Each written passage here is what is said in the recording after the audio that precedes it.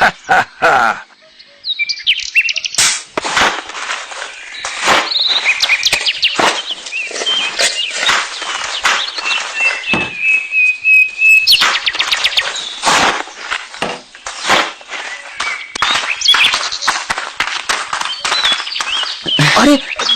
ये तो लगता है किसी गुफा के अंदर जाने का रास्ता है। हाँ चलो चलो अंदर चल के देखते हैं। चलो चलो चलो चलो चलो।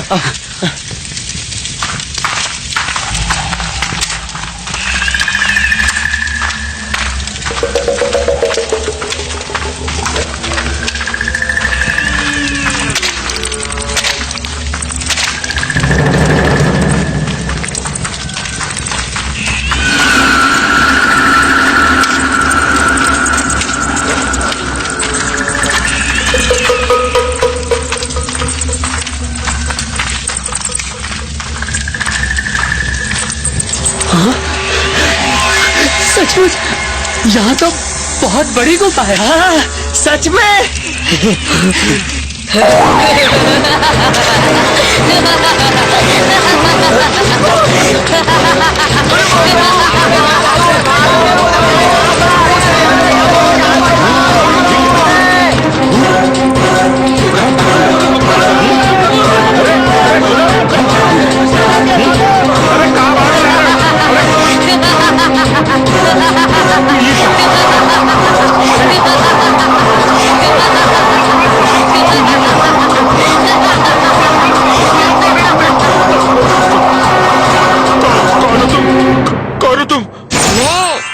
मैं हूँ मुंजा। मुझसा नहीं कोई दूजा। मुंजा। कौन मुंजा? मुंजा वेताल का पोता। वेताल का पोता? मतलब तुम प्रेत हो? हाँ, लेकिन तुम डरो मत। मैं तुम्हें कोई नुकसान नहीं पहुंचाऊंगा।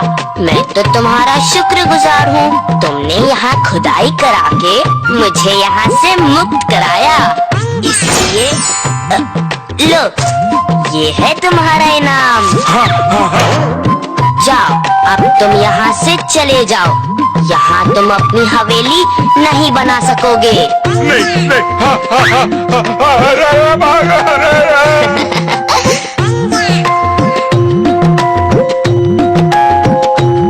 मैं बरसों से यहाँ पर कैद था, आज मौका मिला है बाहर आने का। अरे अरे डरो मत, डरो मत, मैं तो तुम्हारा दोस्त हूँ। हाँ दोस्त, मैं तुम्हें अपने बारे में भी बताऊंगा और अपने महाराज विक्रमादित्य के बारे में भी, जिनकी सेवा में मैं बरसों रहा हूँ। सुनोगे ना उनके बारे में? सुनोगे तो जानोगे, जानोगे तो समझोगे। तो सुनो, एक बड़ा विशाल राज्य था अम्बावती।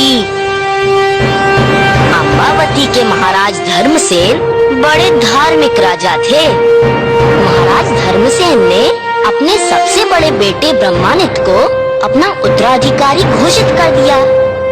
महाराज धर्मसेन की मृत्यु के बाद राजकुमार शंख के मन में पाप समा गया। उसने खुद राजा बनने की सोची और इसलिए षड्यंत्र में लग गया। ध्यान से सुनो, आज की रात ही हम अपनी योजना पर अमल करेंगे। सबसे पहले अपने नए महाराज ब्रह्मानित को ही समाप्त करना है। तुम लोग अपने विश्वास पात्र सिपाहियों के साथ उनके महल पर पहुंचो। जी जैसी आज्ञा।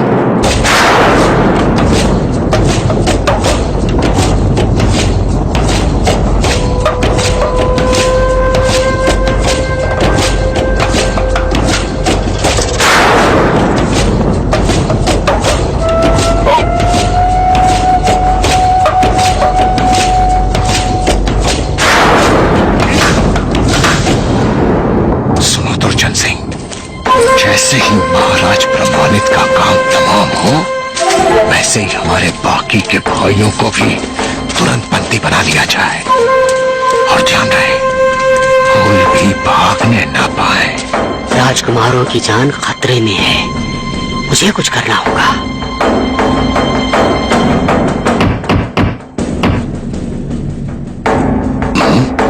इस वक्त कौन हो सकता है? महाराज, मैं हूँ आपका छोटा भाई शंख। शंख? इस समय जरूर कोई खास बात होगी। दरवाजा खोलो।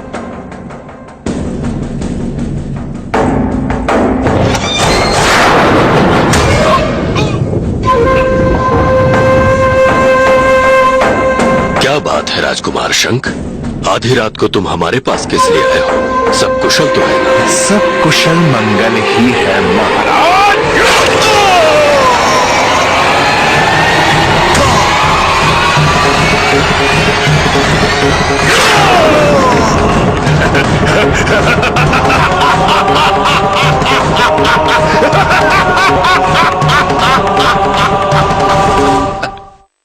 एक वफादार सैनिक की सजगता के कारण समय रहते ही वहाँ से पांचों भाई भाग गए।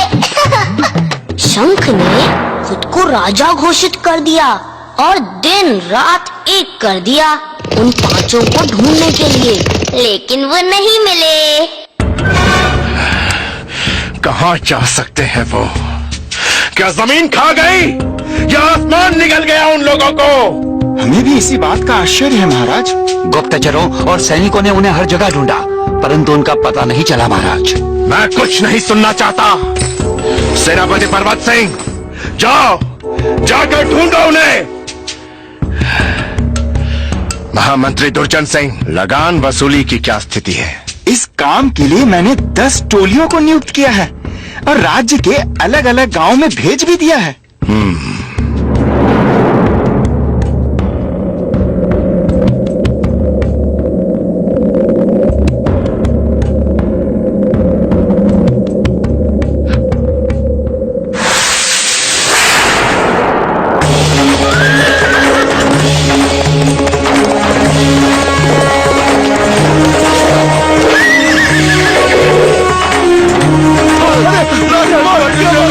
राजकुमार विक्रम आ गए।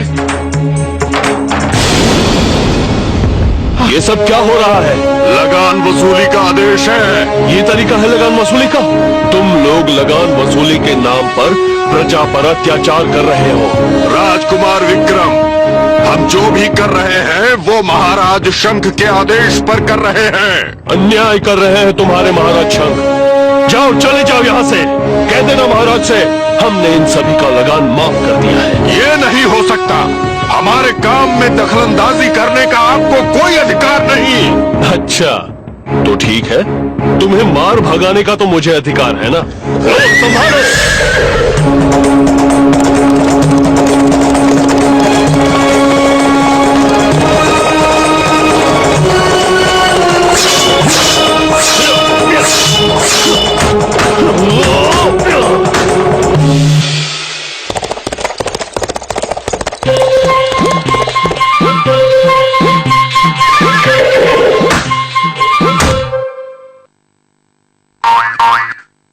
राजकुमार विक्रम की जय!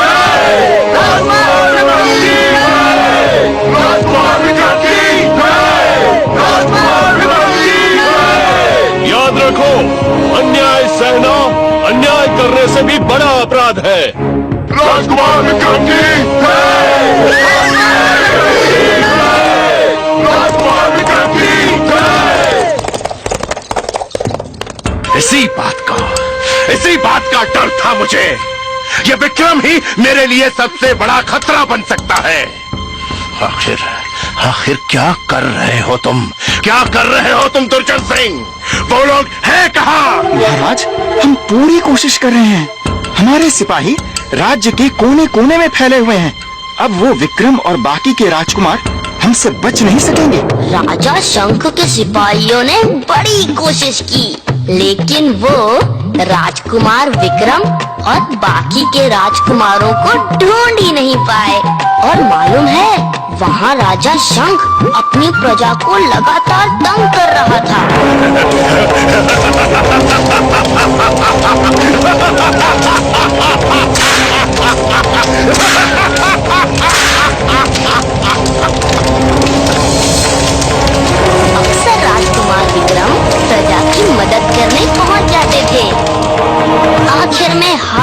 राजा शंख ने विक्रम को ढूंढने के लिए ज्योतिषियों की मदद ली।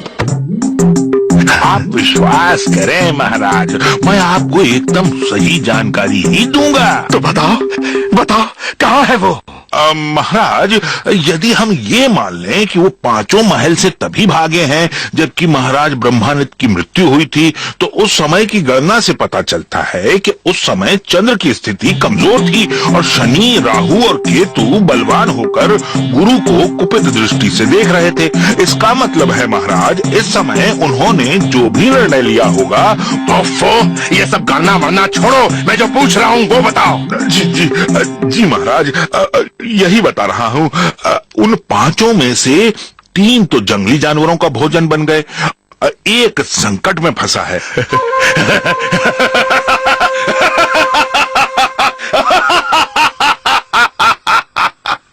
और 5वां। हाँ, क्या? बताओ। जी महाराज, बताओ उसके बारे में मुझे बताओ। क्या उससे मुझे कोई खतरा है? वो क्या कर रहे हो? बोलो। महाराज, जीवन दान मिले तो। हाँ, निडर होकर कहो। हाँ महाराज, वो 5वां राजकुमार वो अपने बल और बुद्धि से इस पूरे साम्राज्य पर कब्जा कर सकता है। बस, वो क्या कर सकता है ये हम नहीं जानना चाहते हैं। वो इस समय कहाँ है और क्या कर रहा है ये बताओ। जी महाराज, वो ये राहु गया उधर तो उर्दू, और ये शनि और ये मंगल तो। हाँ महाराज, राज्य के उत्तर दिशा में जो घना जंगल है, ओम ह्रीं क्लीं चामुंडाय विच्चे नमः। हे मां भद्रकाली, मुझे शक्ति दो कि मैं आज इस परीक्षा में उत्तीर्ण हो सकूं। इन 7 घड़ों को काटकर इनके पानी में गिरने से पहले इस तीर पर गर्दन रख सकूं। हे मां भद्रकाली, मुझे शक्ति दो मां भद्रकाली, शक्ति दो। जय मां भद्रकाली।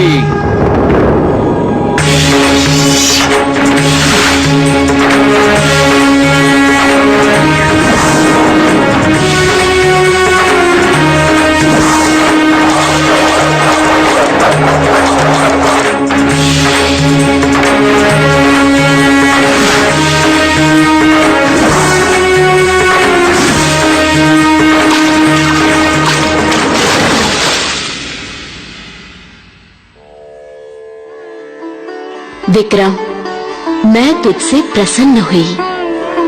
तू सदैव विजयी रहे। तू मुझे जब भी याद करेगा, मैं तेरी सहायता करूंगी।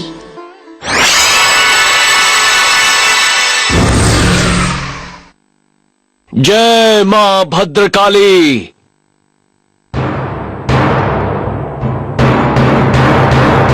दुर्जन सिंह, सेना को आदेश दो कि हमें जंगल की ओर प्रस्थान करना है। क्षमा करें महाराज, इस तरह आवेश में कोई भी कदम नहीं उठाना चाहिए। क्या मतलब? मतलब ये है महाराज कि यदि हम सेना लेकर जाएंगे तो विक्रम सावधान हो जाएगा, और आप तो जानते ही हैं कि वो अकेला भी हमारी सेना पर भारी पड़ सकता है।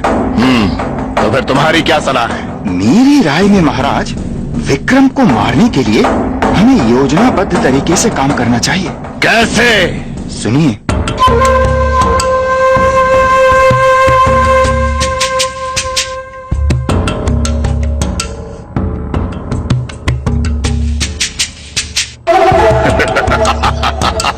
वाह वाह वाह, अद्भुत।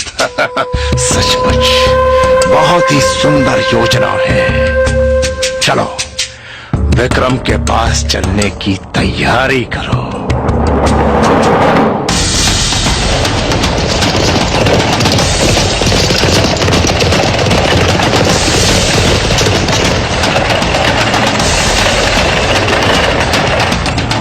ओम ह्रीं क्लीं चामुंडाय विच्चे नमः। ओम ह्रीं क्लीं चामुंडाय विच्चे नमः। ओम ह्रीं क्लीं चामुंडाय विच्चे नमः।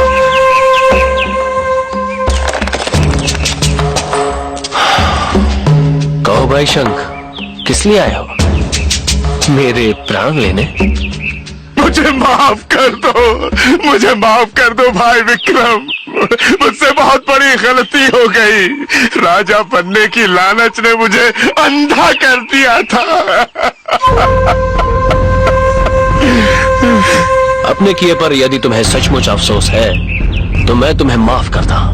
नहीं नहीं, ऐसे नहीं, ऐसे नहीं। जब तक तुम महल में मेरे साथ वापस नहीं चलोगे तब तक मुझे विश्वास नहीं होगा कि तुमने मुझे माफ कर दिया। परंतु मुझे परंतु कुछ नहीं, मैं कुछ नहीं सुनना चाहता। यदि तुम मेरे साथ वापस नहीं चले तो मैं यही रहूंगा तुम्हारे साथ, माँ भद्रकाली के चरणों में। अच्छा ठीक है, चलो चलता हूं। हाँ हाँ हाँ, चलो चलो चलो।